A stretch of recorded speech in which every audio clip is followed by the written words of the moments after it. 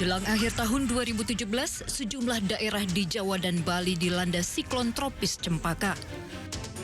Siklon ini menyebabkan bencana banjir, longsor, puting beliung, serta gelombang tinggi di perairan Jawa Bali.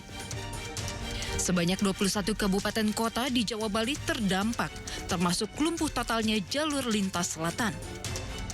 Di Pacitan, Jawa Timur saja, sedikitnya 11 orang meninggal dunia dan 4.000-an orang terdampak. Di Yogyakarta, sedikitnya 3 titik terendam banjir dan 35 titik dilanda puting beliung. April 2021, Indonesia kembali dilanda badai siklon. Kali ini, badai siklon Seroja menerjang Nusa Tenggara Timur. Dampaknya juga sama, yakni banjir, longsor, angin kencang, dan gelombang tinggi.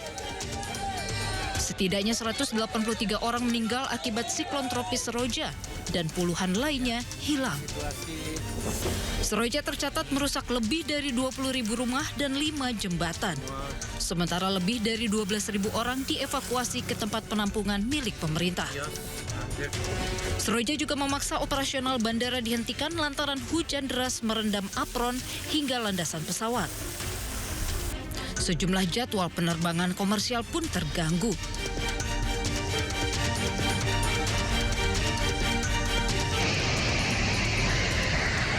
Badai siklon tropis kembali melanda jelang akhir tahun ini. Siklon Senyar menerjang Indonesia dan sejumlah negara tetangga.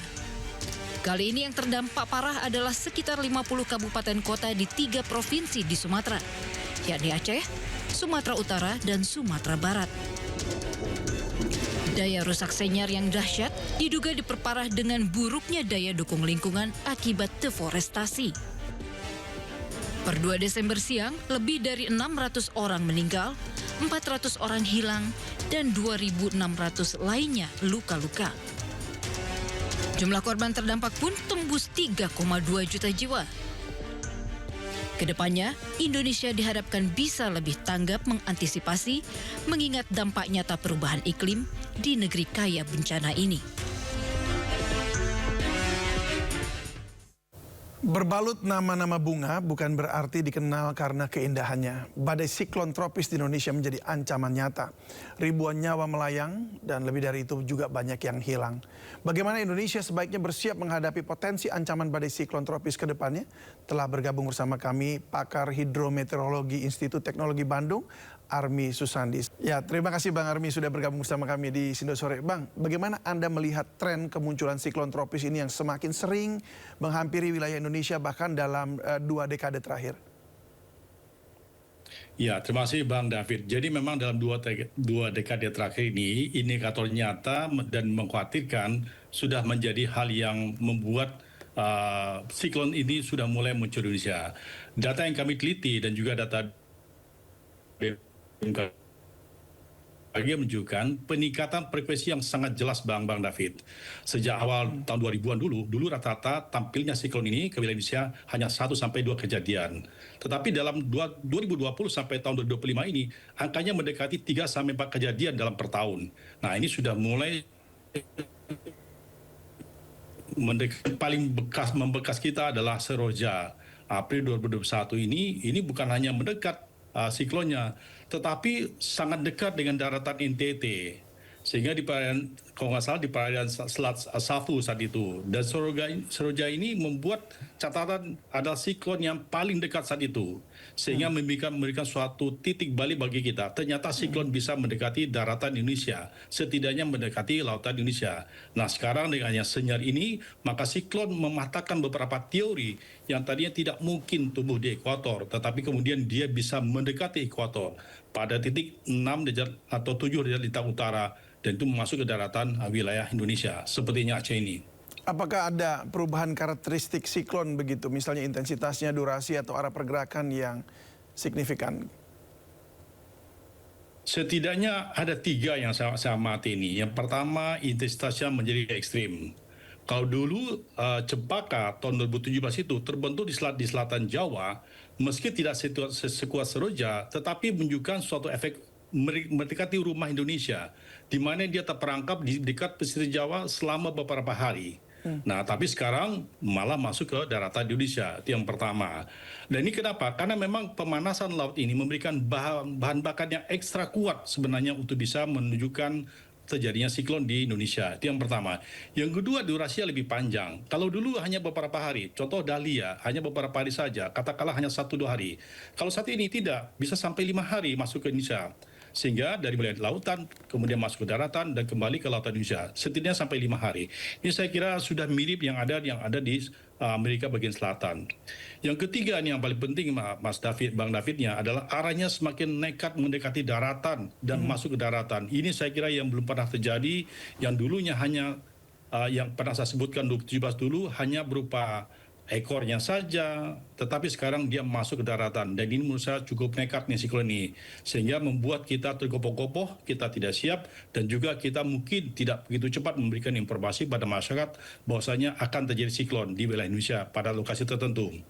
Baik, tadi Anda sempat menyebutkan ada perubahan suhu di laut begitu ya. Apakah ini memang pengaruh perubahan iklim global, dan apakah memang betul?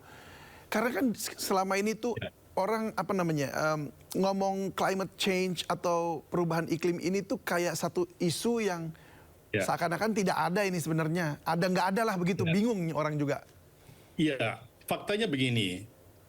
Perubahan iklim itu ditandai dengan kenaikan temperatur permukaan bumi. Nah, secara teoritikal, hasil penelitian dari IPCC, ahli PCC, kenaikan 1 derajat Celcius saja bisa meningkatkan kandungan uap air atmosfer di atas sebesar 7%. Artinya apa? Meningkat 7%. Dan itu adalah amunisi untuk cuaca ekstrim sepertinya siklon ini. Jadi artinya apa? Sudah pasti kalau temperatur naik, maka amunisi atau kolam air panas sebagai sumber penyebab adanya kenaikan atmosfer yang menyebabkan siklon itu semakin banyak, Bang David. Nah, ini yang terjadi saat ini. Contoh sama-sama aja dengan La Nina El Nino. Dulunya kita El Nino La Nina ini terjadinya setiap tahun, setiap periode ulang 3 sampai dengan 5 sampai 7 tahun sekali. Kalau sekarang tidak, setiap 3 sampai 5 tahun terjadi dia. Itu juga sama. Kenaikan muka air laut dia memberikan suatu amunisi dalam bentuk kolam air panas atau wormful. Nah, ini yang terjadi saat ini. Semakin naik temperatur, maka amunisi penyebab adanya siklon tadi ataupun La Nina El Nino itu semakin besar saat ini. Dan kita berada pada wilayah yang sangat rentan. Kenapa? Karena kita 70% adalah laut. Berarti artinya apa? Kolam air panas kita bisa menyebabkan adanya kejadian-kejadian cuaca ekstrim seperti tadi. Termasuk adanya siklon tropis seperti ini yang ada di wilayah barat Indonesia. Tapi apakah itu betul karena kenaikan temperatur ya? Karena memang polusi udara atau mungkin paru-paru dunia semakin habis gitu, pepohonan gitu, atau karena apa gitu temperatur naik? Secara global memang seperti itu. Kenaikan muka air laut tadi disebabkan karena adanya pemanasan global, secara global terjadinya. Dan Indonesia sebagai negara yang kebanyakan laut, 70% laut tadi merupakan wilayah yang terkena dampaknya seperti itu. Dan ditambah lagi dengan adanya kapasitas adaptif kita, kerentanan kita juga cukup tinggi saat ini. Sehingga kita terlihat sangat tidak siap dalam menghadapi siklon seperti ini. Saya kira sama dengan apa yang dihadapi oleh negara tetangga kita, termasuk di Thailand maupun di Malaysia. Seperti itu. Jadi bisa dipastikan ini secara teorikalnya, kenaikan 1 derajat Celcius bisa meningkatkan kandungan uap air di atmosfer sebesar 7%. Jadi amunisinya bertambah, Bang David. Itu amunisinya. Betul, Bang David. Baik, jadi apa upaya yang harus dilakukan oleh pemerintah mengingat luas wilayah laut kita ini sangat besar. Jadi untuk mengantisipasi supaya permukaan laut ini suhunya nggak naik gitu. Saya kira tidak ada yang bisa dilakukan untuk itu. Karena ini adalah masalah global. Artinya apa? Upaya pengurangan penyebab CO2 sebagai penyebab pemanasan global tadi itu harus secara global. Maka dalam COP30 yang ada di Berlin kemarin itu, upaya global adalah penting. Kita bagian daripada itu. Maka kita ada negara maju, negara Eropa, negara lainnya, dan kita sebagai negara kepulauan juga menjadi bagian dalam upaya pengurangan emisi gas rumah kaca. Ini saya kira adalah aksi global, tidak bisa sendiri. Karena kita punya atmosfer yang satu, yaitu atmosfer global. Seperti itu, Bang David. Ya, baik. Bagaimana kita bisa menekan, artinya misalnya dalam pertemuan-pertemuan G20 atau pertemuan di PBB untuk mendesak agar negara-negara industri maju begitu yang memang memproduksi begitu banyak polutan itu kemudian bisa mengganti dengan teknologi baru begitu, teknologi yang ramah lingkungan. Bagaimana posisi kita tuh? Ya, saya kira Indonesia jelas posisinya bagaimana upaya mendorong dua kegiatan sekaligus. Satu adalah mitigasi, pengurangan gas rumah kaca, yang kedua adaptasi. Nah, ternyata saat ini overshoot, artinya upaya pengurangan emisi gas rumah kaca tadi tidak akan mungkin lagi tercapai. Akibatnya apa? Adaptasi yang ditonjolkan saat ini. Nah, oleh karena itulah mau tidak mau upaya adaptasi yang ada di Indonesia dalam bentuk infrastruktur, kemudian pemahaman pada masyarakat, penyiapan adaptive capacity dari pemerintah daerah, itu yang paling utama pada Bang David. Kenapa? Karena tidak mungkin lagi, karena ini upaya global yang mungkin tanda kutip masih sangat lamban sekali dalam upaya mengatasi pemanasan global ini. Dan kita adalah daerah yang cukup rentan untuk bisa bertahan dengan kuat menghadapi cuaca ekstrem seperti hanya siklon senyap seperti ini. Baik, bicara soal wilayah yang cukup rentan. Jadi tidak bisa secara cepat Bang David ini, tidak bisa. Mau tidak mau kita menghadapi saja. Nah, bagaimana menghadapinya? Tentu kita tingkatkan adaptive capacity-nya, kemampuan adaptif kita ini.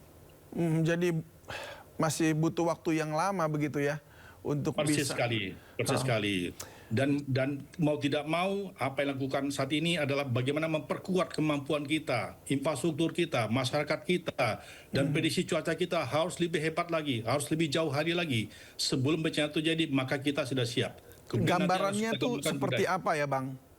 Gambaran yang Anda maksud dengan harus lebih hebat lagi infrastrukturnya, semua pendukungnya itu seperti apa? Supaya kita ada gambarannya begitu. Yang pertama Bang David, yang pertama kita harus memprediksinya jauh-jauh hari. Saya sengaja background saya di sini. Kenapa? Karena ternyata siklon Senya itu sudah terdeteksi sebelum tanggal 26. 23 sudah muncul dianya. Nah, harusnya kita sudah mengumumkan sejauh hari sebelumnya. Yang kedua, mesti ada koordinasi yang bagus dengan PUPR. Karena yang mengumumkan tentang banjir itulah PUPR. Kemudian mesti ada koordinasi lapang yang kuat juga dengan dua instansi sekaligus. Satu BPBD, BNPB, dan Pemda yang akan menghadapi itu. Juga dalam satu meja tadi kita umumkan ini akan terjadi 5 hari lagi akan ada badai atau siklon tropis dan akan terdampak kepada wilayah seperti ABCD seperti ini. Nah, early warning system yang seperti ini sebenarnya sudah jalan belum kalau Anda perhatikan? Saya kira kita perlu improvement Bang David. Faktanya apa? Diumumkan pada hari itu atau beberapa jam sebelumnya. Walaupun memang ada sebelumnya diumumkan, tetapi narasi yang kita bangun itu tidak mampu menarik perhatian daripada masyarakat, tidak mampu menarik perhatian pada stakeholder supaya bersiap-siap. Sehingga kesannya kita sangat tergopoh-gopoh Bang David. Nah, ini yang membuat masalahnya jadi besar ini. Sehingga kita seakan-akan tidak siap. Memang tidak siap akhirnya itu. Apalagi kita ini yang pertama kita dapatkan suatu siklon yang masuk ke daratan yang selama ini belum pernah. Selama ini kita cuma ke bagian ekornya saja Bang David. Nah, sekarang dia masuk. Nah, ditambah lagi sistem kita yang belum sempurna Bang David. Harusnya nih kalau kita lihat sini saya sengaja tampilkan tanggal 23 November itu sudah masuk siklon itu ke Indonesia. Nah, kalau tanggal 23 kita umumkan, maka kalau dia 26 dia masuk itu, maka kita punya waktu 3 hari untuk siap-siap Bang David. Siapa itu mana siap-siap? Ya, stakeholder, masyarakat. Langsung kita perlu setiap 6 jam kita lakukan ini. Press conference, ditambah dengan media tentunya. Pasti ini akan berkurang dampak kita. Nah, di samping tentunya kita ada persoalan-persoalan lingkungan yang perlu menjadi PR kita untuk perbaikan lingkungan di masa mendatang. Nah, inilah saya kira ini perlu tangan-tangan yang bagus dari pimpinan negara kita untuk bisa meneruskan ini sehingga kita kuat. Tidak bisa lagi kita menyerahkan kepada international conference seperti COP di Belem ini. Saya hadir di situ. Kita harus kuatkan diri Bang David. Kuatkan ekosistem kita, masyarakat kita, dan juga kebijakan dan juga tata kelola. Oke, anggaplah ini mungkin karena baru pertama kali atau maksudnya begini, biasanya tuh buntutnya, tapi sekarang sudah mulai berangkat ke darat. Nah, ini jadi pelajaran yang sangat berharga, bisa menjadi contoh juga bagi masyarakat. Tetapi bagaimana mendorong masyarakat itu mau keluar itu menjadi PR juga ya, maksudnya dari rumah mereka, karena buat mereka, wah ini mau ditinggalin bagaimana gitu. Itu gimana caranya menurut Anda kalau Anda punya pengalaman yang sebelum-sebelumnya? Ya. Jadi gini Bang David, mau tidak mau masyarakat itu harus dipaksa dengan berbagai cara Bang David. Nah, saya ingat sekali kalau kita berada di Eropa, itu kalau misalnya jangankan ini, dengan adanya informasi yang akurat mengatakan bahwasanya besok akan ada badai salju, ketebalan sekian. Nah, bahasa seperti itu masyarakat paham. Oh, kalau ketebalannya 1 meter, maka saya tidak keluar. Nah, ini saya kira mungkin bahasa kita juga harus kita tingkatkan dalam bentuk bahasa yang bisa memberikan pengertian pada masyarakat ini adalah bahaya. Tidak bahasa biasa-biasa saja. Maksudnya Nah, bahasa yang ini benar-benar kita lugas tingkatkan. gitu bahwa ini akan berpotensi Lugas. banjir Betul. setinggi 2 meter, 3 meter begitu. Atau begitu. Persis Bang David. Oleh karena itulah kita himbau stakeholder terkait untuk bisa memprediksi bukan curah hujan saja, tapi dampaknya. Orang lebih serem mengatakan wilayah kelurahan ini banjir, itu baru orang kalut Pak. Tapi kalau hanya sekedar saja hujan tinggi, orang nggak paham maksudnya itu apa gitu. Apalagi di kota, misalnya satu kecamatan, orang nggak paham. Tapi kalau nama kelurahannya dia, misalnya saya tinggal di daerah ini nih, daerah A. Maka orang paham, oh berarti ini akan daerah saya ini. Nah seperti itu. Baik. Dan juga yang kedua adalah kita masuk pada semua media, TV, SMS. Masuk ke situ. Jadi jangan berharap masyarakat mendownload suatu aplikasi. Jangan berharap. Tapi paksa dengan Kemenko Info untuk bisa memberikan informasi bila terdampak, maka keluar perintah seperti itu. Seperti gempa begitu ya. Betul. Tidak perlu mereka download. Jadi informasi yang SMS langsung eye catching gitu ya, atau yang ear catching yang betul-betul langsung waspada, rakyat langsung waspada begitu ya. Informasi. Ya, baik. Persis, saya pergi ke mall, tahu dapat SMS ada produk ini. Sama persis kita paksa masyarakat membuka itu. Nah, lama-kelamaan budaya akan muncul. Nah, kalau tidak, orang tidak akan mau. Orang saat ini budaya masyarakat, budaya saya menerima tinggal saya disuapin, tidak saya mencari, tidak perlu mereka, nggak mau lagi mereka. Nah, kita ikuti saja seperti itu dengan berbagai cara. Bang, bicara soal wilayah Coba tadi, bayangkan, Bang David, siap. ya, bisakah Anda jelaskan mungkin singkat saja wilayah mana saja yang akan terdampak siklon, yakini mulai akan berpindah misalnya ke wilayah Jawa atau kemana gitu. Bisa nggak Anda sampaikan kepada kami? Betul. Yang harus waspada gitu. Ada 3 kelompok wilayah. 3 kelompok wilayah. Yang pertama adalah segitiga Laut Banda, Laut Arafura, dan Flores. Ini adalah inkubator siklon Indonesia Timur. Itu yang pertama. Yang kedua adalah Jawa dan NTT. Ya. Saya melihat justru pada tanggal 12, 13, atau 10, 11, 12, 13, ada potensi adanya cuaca ekstrim di wilayah ini. Jawa dan hingga NTT. Jawa dan NTT 12 dan 13 Desember. 11, 12, 13. Itu potensi cukup besar. Mungkin pada awalnya saya melihat akan ada namanya siklon. Tapi kelihatannya dinamika menyebabkan tidak siklon. Tetapi cuaca ekstrimnya itu bisa 2 hari berturut-turut, Bang David. Itu wilayah yang kedua. Jadi yang ini ketiga adalah... sudah warning ya Bang ya? Ini adalah warning ya? Betul Bang David. Betul. Nah saya kira, seperti itu yang disampaikan kepada masyarakat, hati-hati wilayah ini. Dan kalau perlu kita sebutkan nama-nama daerahnya dengan tepat. Jangan skala provinsi, orang tidak peduli. Kalau Jakarta mana nih? Sebutkan saja nama kelurahannya, kecamatannya, itu lebih bagus. Dan menurut saya walaupun salah tidak apa-apa, tapi kita lama-lama makin bagus budaya kita, semakin tepat kita, semakin orang aware. Nah sehingga orang makin percaya pada informasi. Yang ketiga daerahnya adalah pesisir barat Sumatera Selatan dan Lampung. Nah, kenapa? Karena di situ ada IOD, kita ada namanya siklon yang kemarin itu juga sumbangan siklon yang ada di bagian barat dekat wilayah India. Menyuplai juga Bang David, sehingga sumber daya uap airnya dengan hujannya juga masuk ke wilayah Sumatera, khususnya Sumatera Barat, seperti itu. Baik, jadi ini warning lagi, sekali lagi bahwa ini warning untuk wilayah Jawa dan juga NTT serta Sumatera Selatan ya, juga itu harus berjaga-jaga betul-betul. Pertama adalah Jawa dan NTT. Baik. Ini yang menjadi warning kita dalam waktu 1-2 minggu mendatang. Baik, terima kasih Bang Army sudah berbagi bersama kami dan juga memberikan early warning system ini, early warning buat seluruh warga, dan kita berharap juga korban yang saat ini tengah dievakuasi, mereka juga boleh bisa hidup dengan lebih baik lagi kemudian hari. Dan kita semua juga waspada di seluruh Indonesia. Terima kasih Bang Army, salam sehat selalu. Sama-sama Bang David.